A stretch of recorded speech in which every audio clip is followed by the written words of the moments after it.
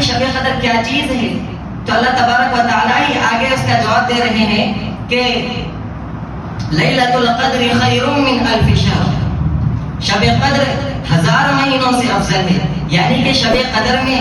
عبادت کرنے کا ثواب 1000 مہینے عبادت کرنے کے ثواب کے برابر ہے۔ یعنی شب قدر میں اپن ایک رات بھی اپن جو ہے اللہ کی عبادت کریں گے تو وہ ایک رات کی عبادت 1000 مہینوں کی عبادتوں کے برابر ہے۔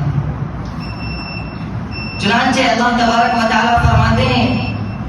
یا ایھا الذین آمنوا کتب علیکم الصیام کما کتب علی الذین من قبلکم لعلکم تتقون۔ اور اسی طریقے سے اللہ کے نبی صلی اللہ علیہ وسلم اس حدیث میں بھی فرما رہے ہیں من صام رمضان ایمانا واحتسابا غفر له ما تقدم من ذنبه، جو شخص بھی ماہ رمضان میں جو کوئی بھی عبادت کرے گا ایمان و احتساب کے ساتھ، ثواب کی نیت کے ساتھ، تو اللہ تبارک و تعالی اس کا بدلہ صرف اور صرف جنت دیں گے۔ اور اسی طریقے سے جو کوئی بھی شب قدر میں رات بھر عبادت کرے گا، جو کوئی بھی جو عبادت بھی کرے گا اللہ تبارک و تعالیٰ کی، تو قیامت کے دن اللہ تبارک و تعالیٰ اس کو ضرور بدلہ دیں گے۔ اللہ تبارک و تعالیٰ فرشتوں کو حکم دیں گے، خاص طور پر حضرت جبرائیل علیہ السلام کو شب قدر کی رات میں حکم دیں گے، اور حضرت جبرائیل علیہ السلام تمام فرشتوں کو لے کر آسمان دنیا پر یعنی کہ زمین پر تشریف فرما ہوں گے، اور حضرت جبرائیل علیہ السلام اپنے تمام فرشتوں سے کہیں گے کہ پورے گلی کوچوں میں سڑکوں پر پھیل جاؤ، اور جو کوئی چلتے پھرتے اٹھتے بیٹھتے اللہ کے ذکر میں مشغول ہو تو اس کی دعا کو قبول کر لو اور اس کی دعا پر آمین کہو۔ چنانچہ یہ سلسلہ رات بھر چلتے رہتا ہے، یہاں تک کہ جب صبح ہو جاتی ہے تو حضرت جبرائیل علیہ السلام تمام فرشتوں سے کہتے ہیں کہ چلو اب آسمان میں جانے کا وقت قریب آ گیا ہے، تو تمام فرشتے حضرت جبرائیل علیہ السلام سے کہتے ہیں کہ اللہ تبارک و تعالیٰ نے اپنی امت کے یعنی کہ امت محمدیہ صلی اللہ علیہ وسلم کے ضرورتوں اور امت محمدیہ صلی اللہ علیہ وسلم کی حاجتوں کے بارے میں کیا معاملہ کیا گیا۔ تو آپ صلی اللہ علیہ وسلم کا ارشاد ہے کہ اللہ تبارک و تعالیٰ نے تمام روزداروں کی مغفرت کر دی ہے، تمام روزداروں کے گناہوں کو بخش دیا ہے سوائے 4 لوگوں کے۔ وہ 4 لوگ یعنی جو شرابی کبابی تھے، اس کی دعا یعنی اللہ تبارک و تعالیٰ اس کی توبہ کو قبول نہیں فرماتے، اور اسی طریقے سے جو والدین کے نافرمان ہیں، والدین کی اطاعت نہیں کرنے والے ہیں، والدین کی نافرمانی کرنے والے ہیں، تو ایسے لوگوں کی بھی اللہ تبارک و تعالیٰ اس دن مغفرت نہیں فرمائیں گے، ان کی توبہ قبول نہیں فرمائیں گے۔ اور اسی طریقے سے جو قطع تعلق کرنے والا ہو یعنی دلوں میں بغض ہو، کینہ ہو، اور اپنے رشتہ داروں سے قطع تعلق ہو، رشتے ناطے توڑنے والا ہو، چونکہ ایک حدیث میں اللہ کے نبی صلی اللہ علیہ وسلم نے فرمایا لا يدخل الجنت قاطع، جو رشتہ توڑنے والا ہے وہ جنت میں کبھی داخل نہیں ہو سکتا۔ تو اس وجہ سے اللہ کے نبی صلی اللہ علیہ وسلم نے فرمایا کہ 4 لوگ ایسے ہیں جن کی دعا اس دن قبول نہیں ہوگی، اس دن اللہ تبارک و تعالیٰ ان کی مغفرت نہیں فرمائیں گے۔ وہ 4 لوگ، ایک شرابی ہے، دوسرا والدین کی نافرمانی کرنے والا، تیسرا وہ شخص ہے جو رشتے ناطے توڑنے والا ہے، اور چوتھا وہ شخص ہے جو دلوں میں بغض و عداوت رکھنے والا ہے اور کینہ رکھنے والا ہے۔ تو اس سلسلے میں ہمیں بچنا چاہیے۔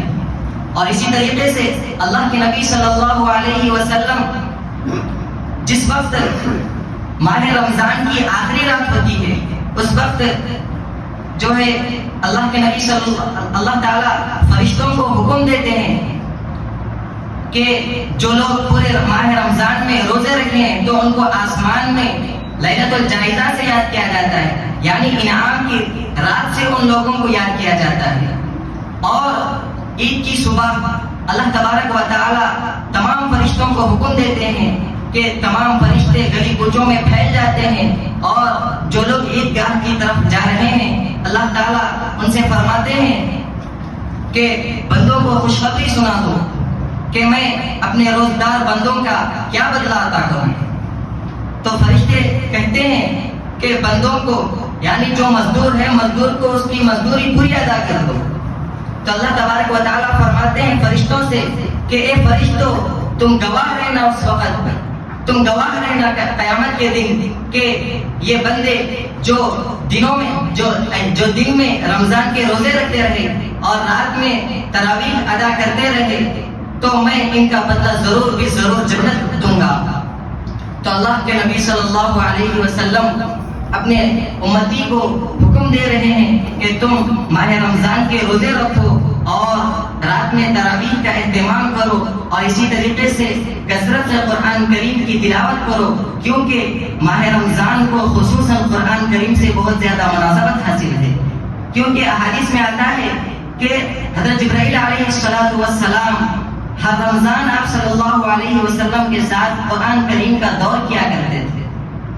یعنی کہ آپ صلی اللہ علیہ وسلم حضرت جبرائیل علیہ السلام کو قرآن سنایا کرتے تھے اور حضرت جبرائیل علیہ السلام آپ صلی اللہ علیہ وسلم کو قرآن کریم سنایا کرتے تھے.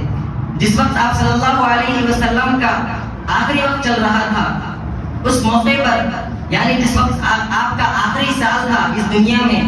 تو آپ صلی اللہ علیہ وسلم اور حضرت جبرائیل علیہ السلام دونوں جو ہے آپس میں دو مرتبہ قرآن کریم کا دور کیے ہیں. اس وجہ سے اس ماہ رمضان کو قرآن کریم سے زیادہ مناسبت ہے. اور اسی طریقے سے اس ماہ رمضان میں استغفار کی کثرت کرنا چاہیے، کم از کم استغفر اللہ کا اہتمام کرنا چاہیے. اور اسی طریقے سے استغفر اللہ ربی من کل ذنب واتوب الیہ. اور ایک تیسری چیز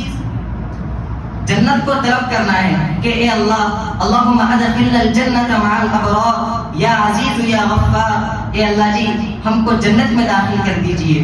اور اسی طریقے سے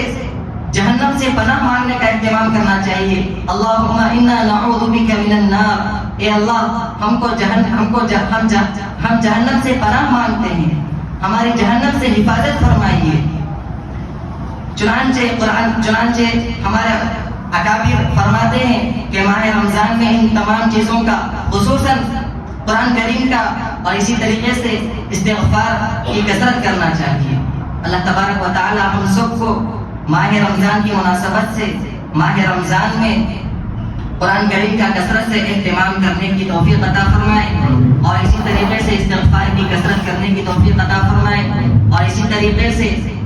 جنت کو طلب کرنے اور جہنم سے پناہ مانگنے کی ہم سب کو توفیق عطا فرمائے. وآخر دعوانا الحمدللہ.